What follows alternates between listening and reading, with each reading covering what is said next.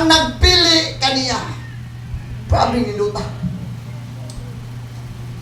Anong gipilit ta sa Ginoo? Huwag mo tagayin yung value. Ha? Sa panahon nga magwali ko, may example sa mga krusada.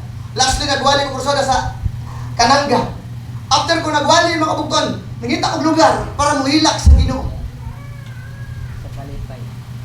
Pero kung saan gibati mga kaisunan, ang value sa pagtawag sa Diyos, luyong adli kita mga alayan. Ipilit ka sa Ginoo. Kinsa ka maging mentor sa kadaman ng mga tao. Kinsa si Pastor Paroko nga mamanage, i-anoint sa Ginoo, gagamiton sa Ginoo. Ako pala hubog lang mga tao. Wala ikabangkangan sa tanang butang, wala yun. Except sa basketball. Wala yun. Pala hubog, basta kakakana lang. Kunya makitaan ko na yun, nasa pulpito. Kinsay maayo ang Diyos! Sila! Maayo siya magpili kung ano sa kakataw. Ang gitanaw sa Diyos, ang imong presente ngayon nakita sa unahan na kabugtuan. Hallelujah. Praise the Lord. Nga naman, kaya ba mo, balik ko sa may value. Kini nag-iskuti kinabuhi nga walay katapusan. Imong tamayon ng imuhang pagkagad. Imong rang biyabiyayo na yung kano sa ka nagbiyabiyay. Sa diyang guwanin ni mo tagay halaga sa imong pagkinabuhi. Imagine na rin nang itawag ka sa Ginoo. Di ka nagplahubog ko. Tumba pare-pare na mga mama para nas tindahan, ibantay ako ng mama. Kaya balo na siya kung sa ko nagpahid suka. Pero sa kay gayon, gidala ko sa Ginoo. Dili sa Tacloban. Mati ko kung nag-ingkod ko, das kilid lang mga kaigsunan. Bilang si tatay, wala nagwali na akong bisa ko sa kapulong, wala nagwali sa kuha. Kitang ko, observaran ko, kailang pagpangalagan. Pero sa dahil nag-move ang Holy Spirit at itong time, mabitaw, ingunahan nga si Pastor, revival nga pa na itong panahon. Sa dahil nag-move ang Holy Spirit, mga kaigsunan, nabati ko, kakaiba nga kapaso ang akong nabati at itong panahon, mga kabugtuan. Ang magawali din eh, nag-challenge siya. Sige, challenge ang magawali. Ambot lang kay ano nasugad na ito. Tignan akong tumugdaw. Kanang padir, kanang ngayon ko, nistirot diha, nga nga sistema akong pagkain ko. Tugdaw ako, mga bugtungan. Tugdaw ako. Dingisa ko sa kong kamot, niyong ko. Ginoo. Gusto ko Ginoo, maparehan niya. Yes. Kasahid ang Ginoo. Gusto ko Ginoo nga maparehan niya. Pagawas na ko simba, pagkaugma, mga kabugtuan, samtang magtanaw ko sa mga tao, gikan ko, nagsulti niya ito, matingalan ako, nga bisan nga ni. Mga kailan ako, gawalihan ako, wag ako ikabangkagan sa bilangan. Di ko mga tugot nga, mula ako nga di, kawalan ko, kaya maluoy na ko sa ilaha. Maging ano ka ito kasugan. Imagine na, kinsa man tawana ang makahatag niya ng pagbati ang sugan. Gawas sa Diyos. Nga naman, siya ang nasayod sa itong kinabuhi, mga kaigsunan. Amen. Gibutang ka niya, ini nga punto sa pagkinabuhi, dili sa kalibutan, in order mga kabugtuan, nga ma-multiply kita mga kabugtuan. Hallelujah. Kung mag-iskot mag-multiply mga kabugtuan, sa Genesis chapter 1 verse 28, itong mabasa na ninyo. Ingon ang Ginoo, sa tayong pag-istorya na, go to the word and multiply. Dinhi sa atong ibasa, dili kamo ang nagtawag kanako, ako ang nagtawag kaninyo. Unsay punto? Unsay pagtawag sa Ginoo? Balik padayon nato ni. Unsay punto o rason nganong gitawag ta sa Dios? Sige daw. Ano nga maghimaya niya? Ang unang nga punto, manlakaw, kung basaw na. Kamu wala magpili ka na ko, ako mo nagpili ka ninyo.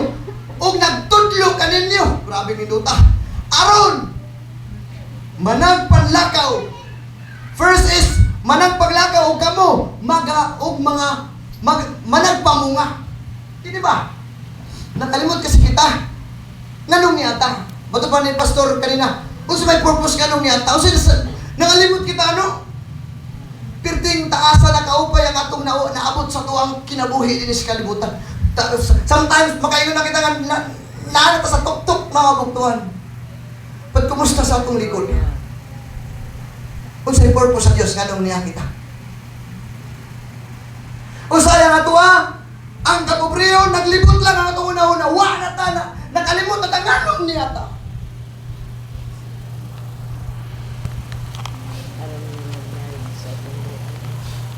Kung sa'y maupay ang atong kakatawa, kung sa'y maupay ang atong post sa Facebook, nasugat niya ta.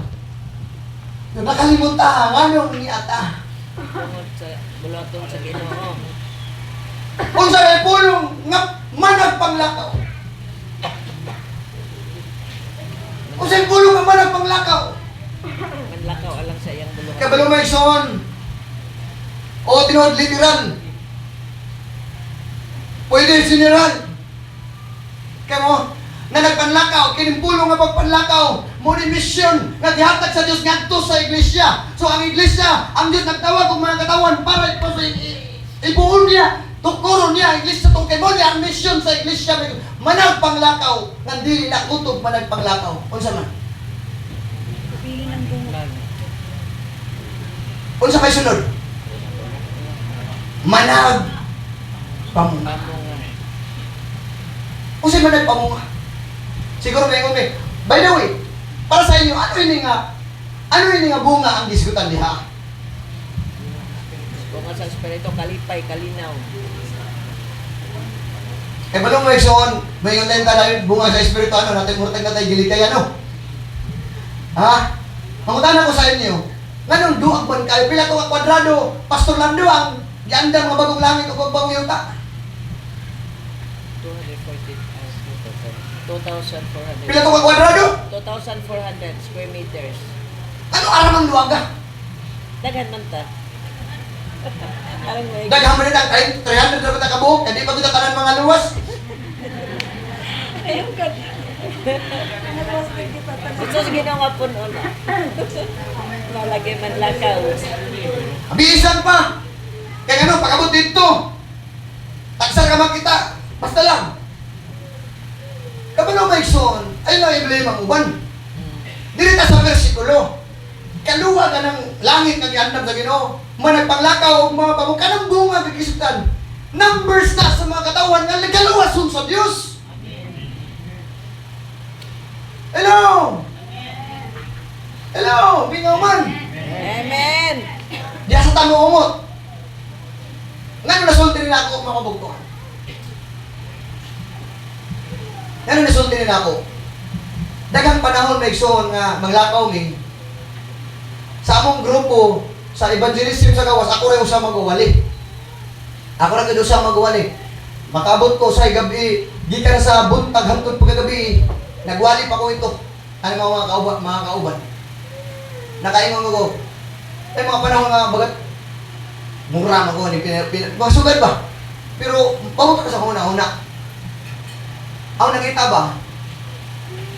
Wala ko kan ang Ginoo mismo ra siya, ang espiritu ra sa Ginoo may magdala kanamo ngadto sa lugar ba kadin ngadto pawalihan. Na yung mga panahon nga dili mo among tuyo.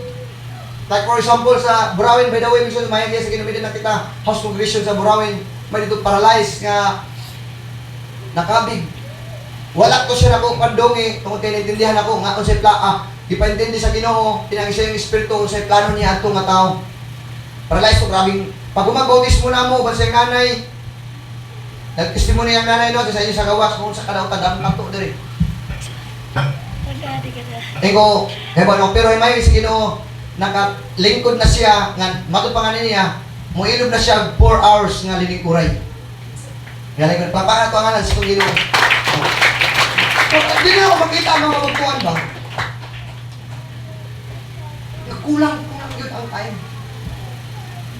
Sigo gingon sa akong mga kaubad, kulang yun ang panahon. Kanya ang saot naman, nga pag-abot sa pag-abot na yung pag-abot na naman kayo, paano mo trabaho, paano mo kita nga na mo trabaho. Ako lang punto din yung mga kaigsunan. Lisod ang pagpamunga kung dili kita magkayusa. Natindahan ko ninyo, Mekson? Amen. Nga lisod po magkayusa kung dili na to masabtan. Nga kung masabtan man, lisod gyapon makabuktuan. Kung di ka mo didikar sa imong kaugalingon. Ang una nga procedure na kao, mamunga. Ikatulo na pag ikatulo, magalumtad ang bunga. Kaya kung sa'yo magalumtad, bunga is prosedur kaayo may sukwatong ng tahon. Baga gagahungan mo. Isa yung ako mong katestingong na karniro. Pag-abot sa mga karniro, pag-udalon ko na nimo, para di yun mahawa sa kakurang. Para wag yun mawala, kakaigsunan. Pero sa to say, ang mga elder karon daw gitanggalan og katungod. Di sa may nagtanggal og katungod ang karniro.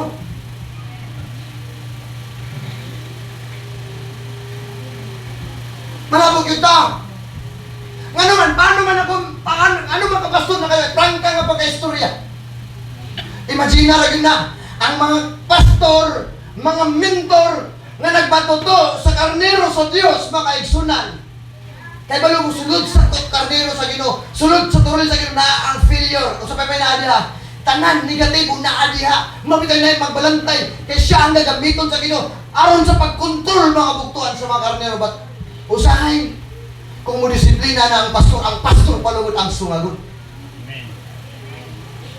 Hindi na masimba. Masuko. Nagmukmuk ako sa gilid, itinuok ako. Yes, tinuod na. Hino kami. Ako, ang mga bukoy na human. Wala. Wala ka bukoy kapasigar mo.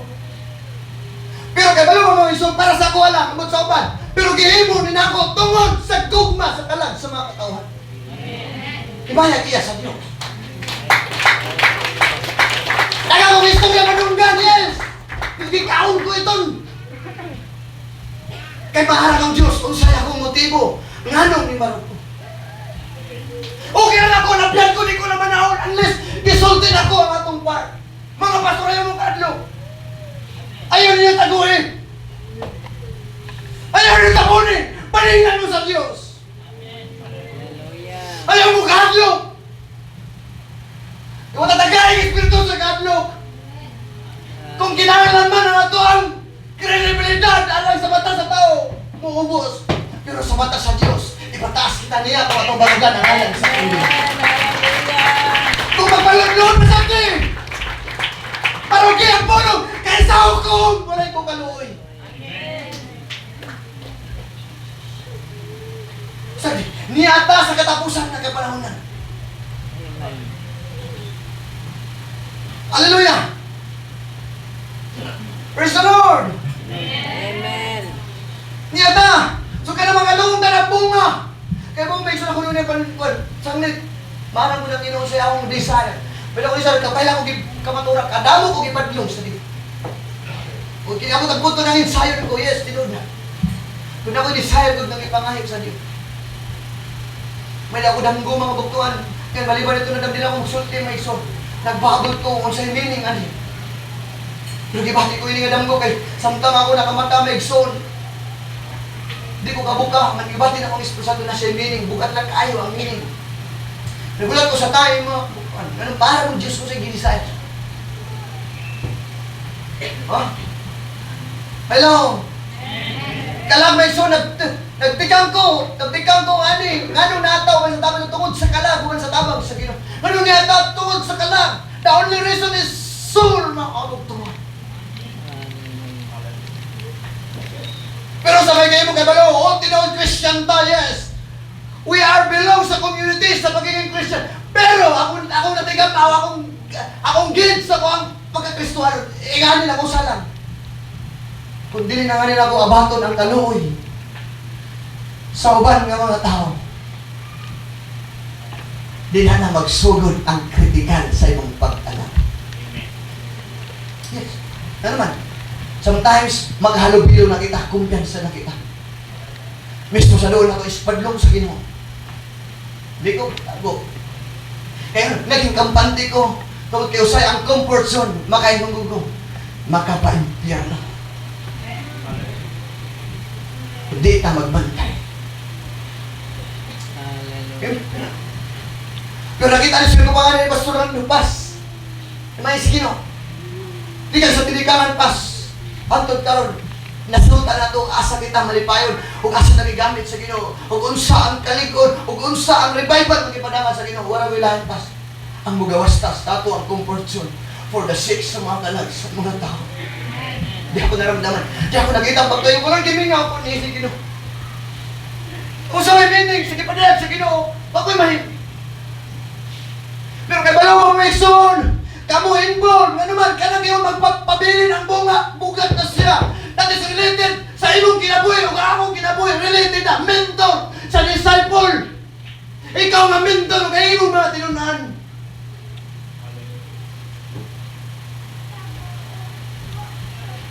Magalungtad ang bunga sa nining. Magalungtad. Magpabilin ang bunga. Dako na misyon mga kabugtuan. That's why ayaw ninyo ikasubo mga kabugtuan na sugat ang sistema.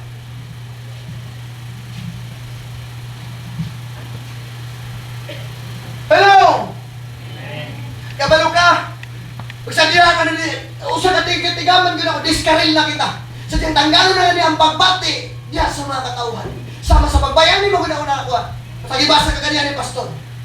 Nakita yun. Dito Jesus Christ nga, makaluluwi yun ang mga tao daw karniro nga walay magbalantay. Usa nagibati ni Jesus Christ. Sige, ati. Hello? Kasi gibati ni Jesus Christ. Nalooy. Yun siya. O kabalo mga na pagbati ang maison, gipasa na niya ngadto sa mga disciples. Ngano man, kaya nga pagbati, muli nagpalihok. Nganong namatay si Jesus Christ tungkol sa kaluoy, gugma sa mga katawan. Gipasa niya sa mga disciple, mga bugtuan, o ang mga disciple kung katong ng taon, bisag kinabuhi nila, gigahin para niini. Kung wala na nga pagbati, mahimo ka na nila. Istudyohi ang imong kabalingon. Tikang sa imong tinigangan na pag-alaga, especially sa mga magwawali. Bisag ang mga dili magwawali, di ba nakabig ta? Sa di nakabig ta, di ka mamurayaw, unless di ka mangatos bulaton sa Ginoo, di ka malibay, unless di ka makabungat sa imong baba. Di ba ikaw, nga giver ka, di ka mamurayaw, unless di ka makahatag. Di ba ikaw, nga intercessor ka, di ka mamurayaw, unless di ka makaluhod. Di ba yun, anak? Pero inana yung ipatay, hindi sa nagyo na. Ang wala, okay kang panty na ta. Huwag pakialam sa uban. Kung discouragement mo, may so discourage ko. Pero nanuman ako, ang gano'n na iyon ni tatay. Kung kinsa tayo mo trabaho, bisag labag na sa ulo ko sa kamaturan kayo. Ang akong Ginoo, ang community sa Kristohanon, nga doon ay usa ka espiritu, usa ka pagbati, ug usa ka na espiritu na nagapalihok niya sa buluhaton sa Dios. Walay pa isang isa. Hello. Praise the Lord. Hallelujah. Hallelujah. Praise God, Jesus Christ. Kailangan nyo may soul. Kaya baluma, kini kung atong pananon, okay na tanin do, dili pa okay. Nagtikadugay ang kalibutan, nagtikadautan ang kalibutan, nagtikadamo ang generasyon na kaison. Nang kung imong lantaon na ison, nangayita ang giyog kada adlaw, nangita siya. Magbalantay. Workers. Gi-specify pa yun. Espirituhanon. Nga naman. Usahay makaisyo na gitingratan istanas na himutang kalibutan ng mga leader. Kaya mo kalibutan leader, nangangalagad na kalibutanon. Rotation na lang ang pag-alagad sa Diyos. Amen ba? Makaisyo na? Cancer. Dahil plano is tinuna. Pero gitkot kita makaisyo na. Pero ako napansin na ikson, base lang po sa akong observation. Kaya critical nga nagyan na mo makuri sa buluton sa Ginoo, pero nakita na ko ang kainit ug ang kaluoy sa Dios.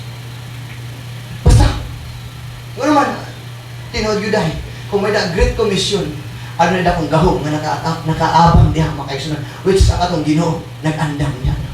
Amen. Hallelujah. Di na mabilang, paano kami giproteksyonan sa pinansyal, di na mabilang.